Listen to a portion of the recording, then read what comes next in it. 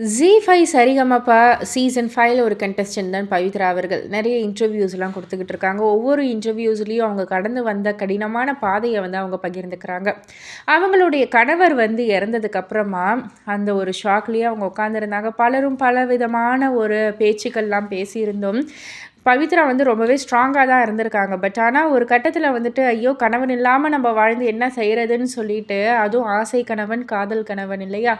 அவர் இல்லாம நம்ப என்ன வாழ்ந்துகிட்டு அப்படின்னு சொல்லிட்டு, அவங்களுடைய பாப்பா நக்ஷத்ரா கிட்ட வந்துட்டு, "அப்பா வெளிநாடு போயிருக்காங்க. நம்பளும் அங்கேயே போயிடலாம்டா பாப்பா" அப்படின்னு சொல்லி நான் ரொம்பவே அழுதுட்டு இருந்தேன்.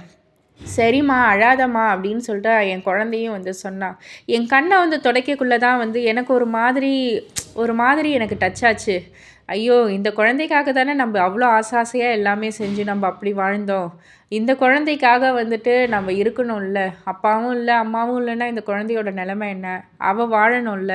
அவளுக்காக நம்ப வாழுவோம். அப்படின்றத ஒரே ஒரு காரணத்துக்காக தான் நான் வந்து வாழ்ந்துகிட்டு இருக்கேன். அது மட்டும் இல்ல, இந்த சீசனுக்கு வந்துட்டு மெகா ஆடிஷன் வரக்குள்ளலாம் அவ்ளோ பேச்சுக்கள் நான் வந்து கடந்து வந்தேன். கொஞ்ச நஞ்ச பேச்சுக்கள் இல்ல. ஸோ எல்லாத்தையும் கடந்து வந்து அது என்னுடைய வெற்றி தான் அவங்க எல்லாருக்குமே வந்து ஒரு சிறந்த பதில் குடுத்துச்சு. அப்படின்னு வந்து அந்த எமோஷ்னல்ல அ ரொம்பவா எப்படி சொல்றதுன்னு தெரியல.